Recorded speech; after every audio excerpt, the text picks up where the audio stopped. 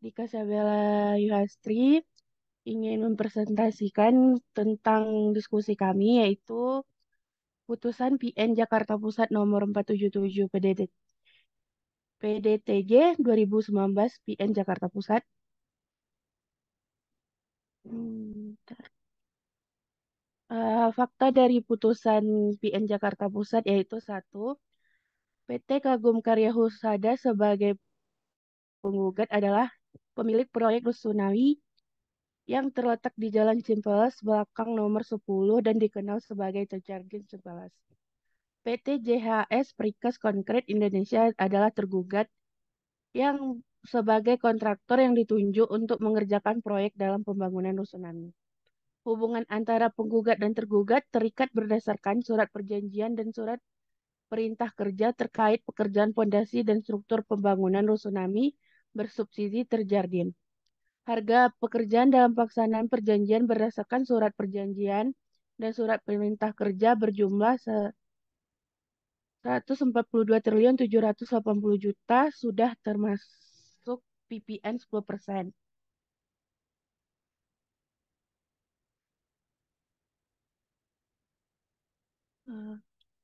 Eh, Kemudian harga pekerjaan pelaksana perjanjian berdasarkan surat perjanjian terkait pekerjaan pondasi dan struktur pembangunan Rusunami adalah sebesar 31 miliar setelah PPN. Total nilai pekerjaan yang diberikan oleh penggugat kepada tergugat yang sesuai dengan surat perjanjian dan surat perintah kerja adalah sebesar 173 triliun 780 miliar. Perjanjian perubahan pekerjaan secara lisan dan tidak tertulis menjadi sah apabila mendapat persetujuan dari MK. Tergugat menempelkan surat pemberitahuan dan himbauan kepada para penghuni apartemen dan mengirimkan ke pemerintah Kota Bandung yang merupakan tindakan melawan hukum. Ringkasan dari kasus ini yaitu tergugat membuat surat tindakan melawan hukum yang merugikan penggugat. Tindakan melawan hukum yang dilakukan oleh tergugat berupa surat pemberitahuan dan himbauan yang dikirimkan kepada penghuni apartemen dan pemerintah Kota Bandung. Surat tersebut berisikan bahwa tergugat telah menyelesaikan semua pekerjaan pembangunan, bahwa penggugat tidak beritikat baik untuk melunasi kewajibannya, bahwa belum melakukan serah terima bangunan karena belum ada pembayaran, bahwa bangunan apartemen tersebut belum layak untuk digunakan, bahwa menyuruh agar seluruh penghuni mengosongkan bangunan tersebut. Isi dari surat tersebut mengakibatkan kerugian kepada penggugat. Hal ini membuat penggugat tidak terima atas kerugian yang dialaminya dan menuntut tergugat. Masalah yang terjadi, PT Kagum Karya Husada menggugat PT JHS Prikes Konkret karena merasa dirugikan akibat surat yang diberikan oleh PT JHS Prikes Konkret. Kerugian yang terjadi akibat surat tersebut adalah macetnya pemasaran 122 unit apartemen Terjardin Cimplas dan tidak terbit perizinan dari Kota Bandung, serta kerugian imaterial berupa kehilangan kepercayaan konsumen, masyarakat, dan mitra bisnis. Tergugat membuat surat tersebut dengan alasan penggugat telah melakukan perbuatan wan prestasi karena tidak membayar invoice tergugat. Sebelum membuat surat tersebut, penggugat sudah disomasi sebanyak 3 kali oleh tergugat dan merasa perbuatan yang dilakukan oleh tergugat sudah benar untuk memperjuangkan haknya yang belum dibayar oleh penggugat. Penggugat menolak membayar tergugat dengan jumlah yang diberikan karena jumlah angka yang diberikan tidak berdasar dan tidak jelas. Tergugat menggugat kembali penggugat karena penggugat menolak pembayaran. Argumen dari kedua belah pihak, penggugat merasa tergugat terlambat melakukan pekerjaan dan beberapa pekerjaan dikerjakan langsung oleh penggugat dengan nilai pekerjaan sebesar 51 miliar 370.969.000. Tergugat menolak dalil penggugat karena tidak benar mengalami keterlambatan pekerjaan. Penyebab keterlambatan dikarenakan penggugat yang terlambat membayar dan supplier meminta agar dibayar terlebih dahulu untuk mendapatkan material. Hal tersebut membuat tergugat terpaksa memberhentikan pekerjaannya dan membuat kesepakatan bahwa tergugat hanya melakukan pekerjaan berdasarkan upah dan material akan dilakukan sistem SBO, yaitu supply by owner. Penggugat merasa nilai kontrak yang tersisa sebesar 1 miliar 897 juta 848 ribu yang berdasarkan kesepakatan bersama dibulatkan menjadi 1.750.000.000 dan telah dibayar lunas oleh penggugat. Tergugat menolak bahwa semua pekerjaan dilakukan oleh penggugat, karena bagaimana mungkin penggugat melakukan pekerjaan pondasi yang bukan keahliannya. Nilai 51.370.000.000 adalah nilai SBO.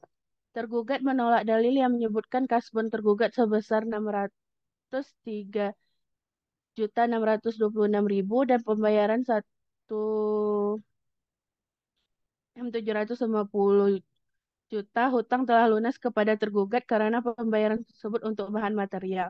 Sedangkan sewa alat-alat dan upah pengerjaan atas dasar perubahan pekerjaan belum dibayar. Pada bulan Desember 2017, tergugat memberitahu penggugat bahwa sisa kekurangan pembayaran atas kerja yang telah dilakukan sebesar 22.966.255.000 dan menurut tergugat hal tersebut berdasarkan kesepakatan perintah kerja agar tergugat tetap mengerjakan pekerjaan tersebut dengan sistem SBO dari penggugat telah disepakati dan mendapatkan persetujuan dihadapkan konsultan manajemen konstruksi PT Kendali. Walaupun kesepakatan hanya diucapkan secara lisan, tetapi berdasarkan ketentuan pasal 130 KUHA Perdata, perjanjian tersebut sudah mengikat. Penggugat merasa terganggu dengan perbuatan tergugat karena tergugat pada tanggal 3 Januari 2018 menempelkan surat pemberitahuan dan himbauan kepada para penghuni Terjardin Ciplus Apartemen dan juga mengirimkan surat tersebut kepada pemerintah Kota Bandung dan merasa perbuatan tersebut sudah melawan hukum sebagaimana pada pasal 1365 BW. Menurut tergugat, menempelkan surat pemberitahuan dan pengiriman surat tersebut kepada pihak pemerintah Bandung untuk memperjuangkan hak-haknya yang belum dibayarkan. Sedangkan penggugat telah menikmati hasil dari pekerjaan tergugat. Penggugat merasa surat tersebut mengakibatkan kerugian berupa macetnya pemasaran 122 unit apartemen dan juga mengakibatkan pemerintah Kota Bandung tidak menerbitkan perizinan serta juga merugikan secara imaterial kepada penggugat berupa hilangnya kepercayaan para konsumen, masyarakat luas, luas dan mitra bisnis.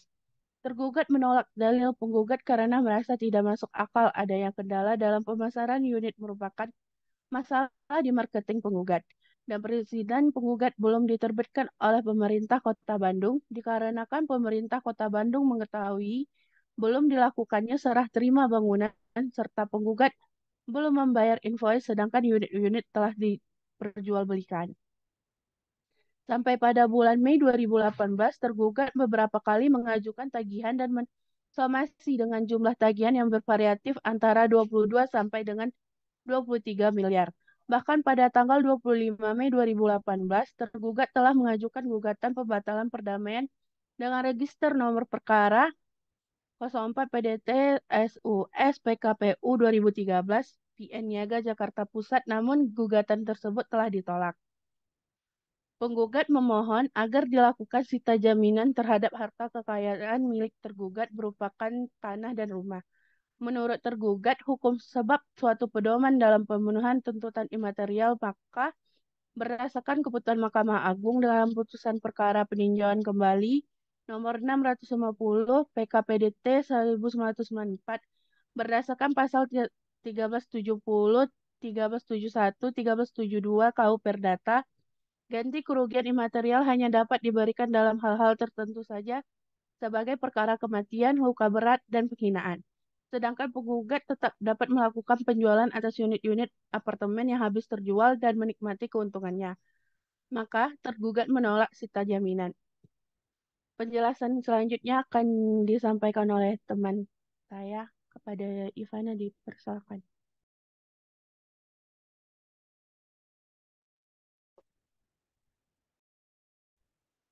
Selanjutnya, selanjutnya Kak. Bentar. Kok nggak mau? Oke. Oke.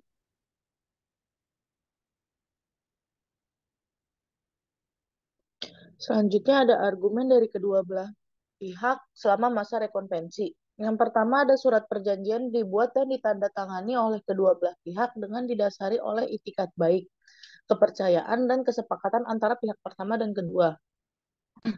Pasal 2 surat perjanjian, penggugat rekonvensi ditunjuk sebagai main kontraktor oleh tergugat rekonvensi untuk mengerjakan pembangunan dengan jangka waktu yang sudah disepakati bersama.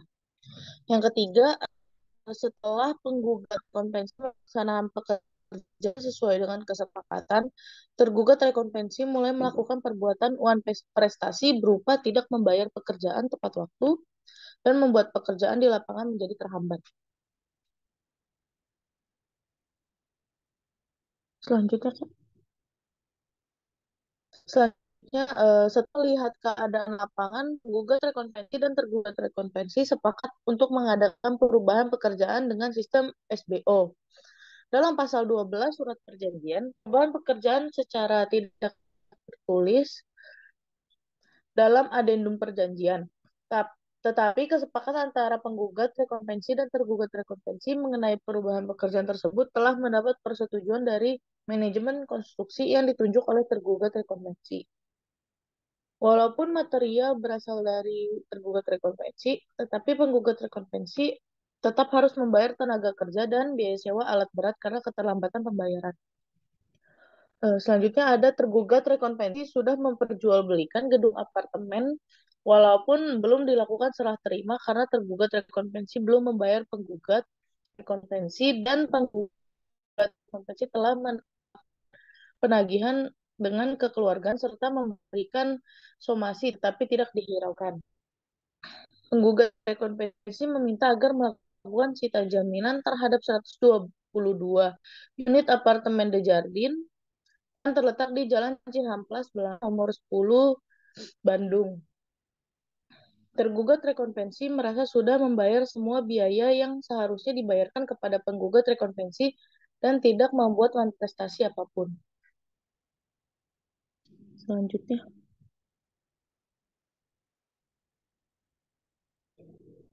Kak.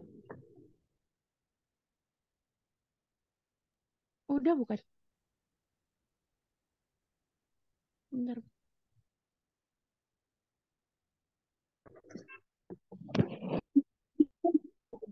Oh, udah.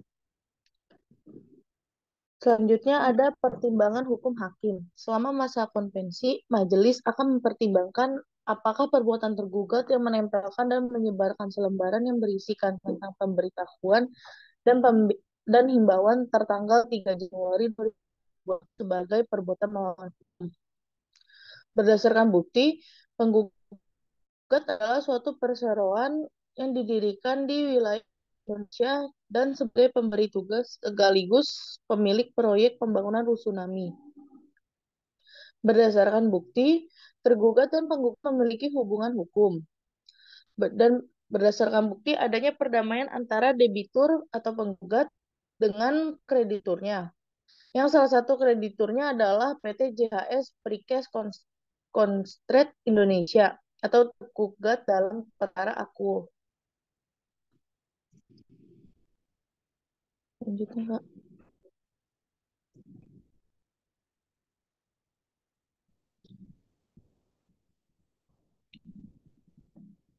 Kak Dika. Dia aku udah slide selanjutnya ini. Aku ngelik. Nah, selanjutnya adanya kesepakatan antara kedua pihak bahwa total harga pekerjaan pembangunan rusunami bersubsidi di Jardin Ciamplas sebesar 173 M780 juta dan sisa tagih hasil negosiasi disepakati sebesar 1 750 juta dan berdasarkan bukti pembayaran sudah dilunasi oleh penggugat. Dan menurut majelis, penggugat telah melaksanakan seluruh kewajibannya kepada tergugat karena di dalam bukti tersebut telah diuraikan jelas hubungan hukum termasuk kewajiban para pihak.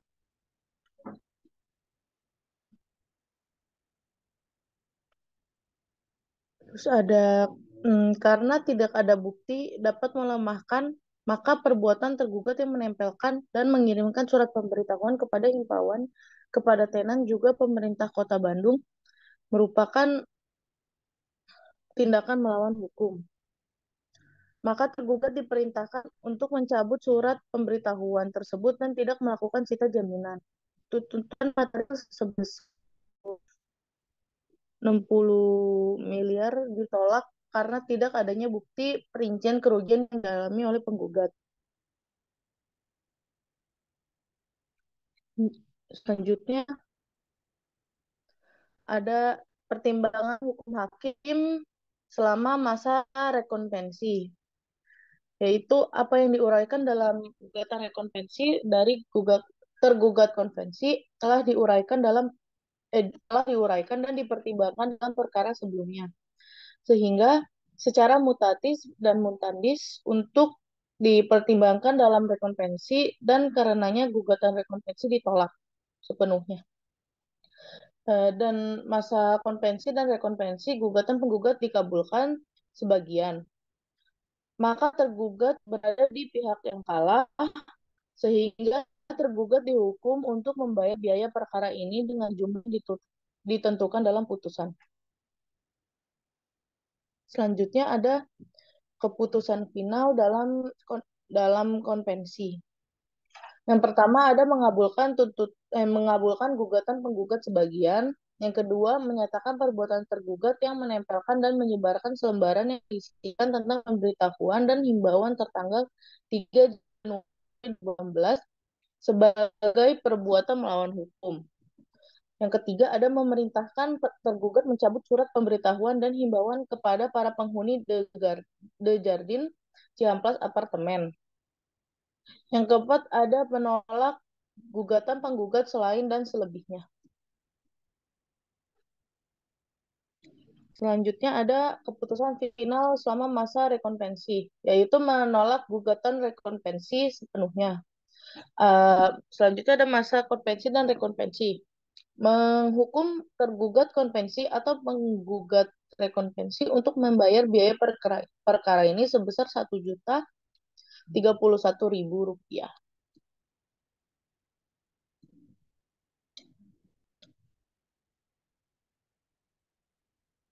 Pelajaran yang didapat adalah yang pertama, kita harus melakukan pengecekan ulang berulang kali untuk memastikan pembayaran sudah dilakukan atau belum. Yang kedua, hanya melakukan pekerjaan yang sudah jelas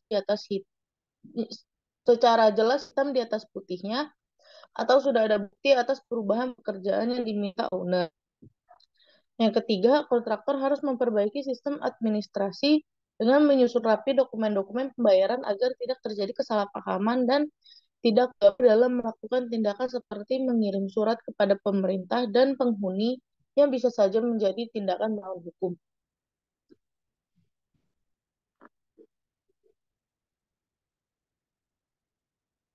Sekian presentasi dari kami. Mohon maaf bila ada salah kata. Terima kasih. Oke, Ivana dan